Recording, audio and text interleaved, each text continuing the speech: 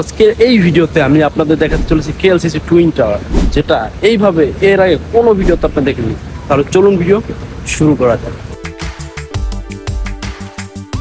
এই ভিডিওতে আমরা দেখাতে চলেছি আমার পেছনে দেখা কেএলসিসি টুইন টাওয়ার, যেটা মালয়েশিয়ার one of the most famous একটা টুইন টাওয়ার।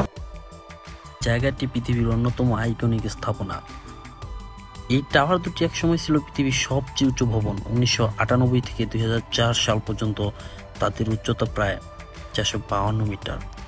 এই টাওয়ার দুটির মধ্যে রয়েছে একটি দৃষ্টিনন্দন স্কাই ব্রিজ, যেটি দুটি টাওয়ারকে 41তম এবং 42তম তলায় সংযুক্ত করেছে। এছাড়া এই টুইন টাওয়ারের আশেপাশে যারা ঘুরতে আসবেন, দেখবেন এই টুইন টাওয়ারের আশেপাশে অনেক ফটোগ্রাফার আছে।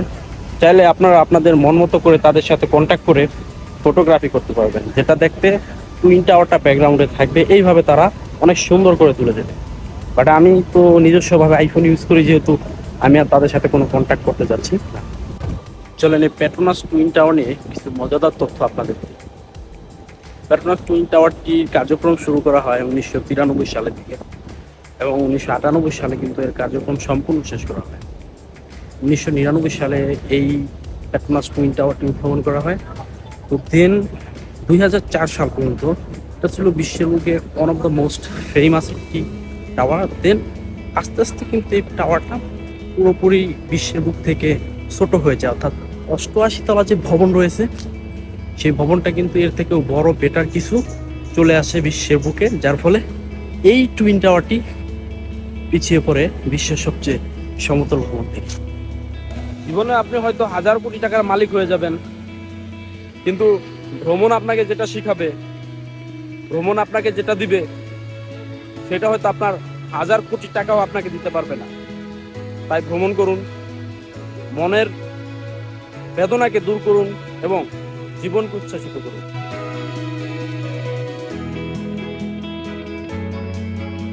তো কেএলসিসি টুইন টাওয়ারের ব্যাকগ্রাউন্ডে আর যে দেখতে পাচ্ছেন একটি ঝর্ণা। তো মূলত ঝর্ণাটা কেএলসির সৌন্দর্য বৃদ্ধির জন্য কি মূলত এখানে সেট আপ করা হয়েছে। এখানে যদি আসেন, অসংখ্য পর্যটক রয়েছে যারা এখানে মূলত ঘুরতে আসেন। আপনি আসতে পারেন তাই যদি চলে আসেন কেএলসিসির বিপরীত পাশে। তো এইখান থেকে কিন্তু মূলত টুইন টাওয়ারটা বেশ ভালোই জমজমাট দেখা যায়। সো আসতে পারেন আপনি। অ্যান্ড যদি এটার বিপরীত পাশে আপনি হাঁটেন, বিপরীত পাশে হাঁটলে কিন্তু স্পষ্টভাবে দেখতে পাবেন যে টুইন টাওয়ারের বিপরীত পাশে একটি ব্রিজ রয়েছে।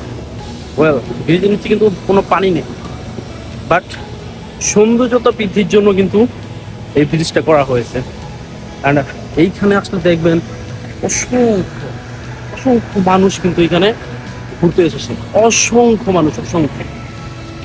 অ্যান্ড একটা কথা স্পষ্টভাবে বলি, যারা এই ভিডিওটা দেখছেন, যদি আপনি একটা দিন আধুনিক একটা শহর এবং মনোরম প্রাকৃতিক পরিবেশ দুইটার সংমিশ্রণে আসতে চান, তাহলে কিন্তু আপনাকে অবশ্যই আসতে হবে কেএলসিসি টুইন টাওয়ার। দেখতে পাচ্ছেন, আমি এই দৃশ্যটা দেখানোর জন্যই মূলত আপনাদের এখানে ভিডিওর মধ্যে নিয়ে আসছি। তো অবশ্যই শেয়ার করবেন ভিডিওটা, বেশি বেশি লাইক করবেন। অলমোস্ট প্রায় সম্পূর্ণ জায়গায় ঘোরা শেষ। আমি একটু জায়গায় ঘুরে দেখার চেষ্টা করছি, তারপর আমি আবার আজকে মতো বিদায় নেব কেএলসিসি টুইন টাওয়ার সাইড থেকে। এইখানে এত এত পরিমাণ মানুষজন, এত এত পরিমাণ মানুষ এক একজন ফটোগ্রাফি করছে, একজন ভিডিওগ্রাফি করছে, সব মিলিয়ে কিন্তু ব্যাপারটা দারুণ, একদম দারুণ। আর আপনাকে এখানে আসতে হলে কোনো টিকিটের প্রয়োজন নেই, বাট যদি আপনি এর ভিতরে যান, টুইন টাওয়ারে ওঠেন, অর্থাৎ টুইন টাওয়ারে ওঠেন, তখন কিন্তু আপনার টিকিটের প্রয়োজন আছে। আদারওয়াইজ কিন্তু আপনার টিকিটের প্রয়োজন নেই।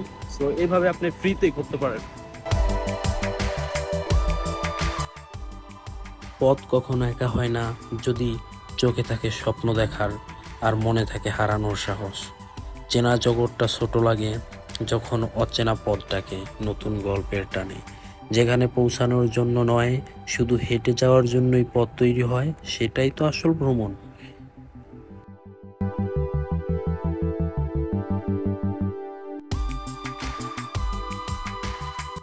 আমাদের ঘোরাফেরা শেষ, এখন হয়তো বিদায়ের সময় এসেছে, বিদায় নিয়ে চলে যাব। বাট আমার বিদায় নিতে ইচ্ছে করছে না, মনটা চাচ্ছে আরও কয়েক ঘন্টা থেকে যাই, কিন্তু কর্মব্যস্ত এই জীবনে চাইলেও সম্ভব না। তাই ঘুরুন নতুন নতুন জায়গায়, নতুন নতুন দিগন্তে যান, নতুন নতুন কিছু শিখুন। সবার জন্য শুভকামনা। শেষ করছি আজকে। আসসালামু আলাইকুম।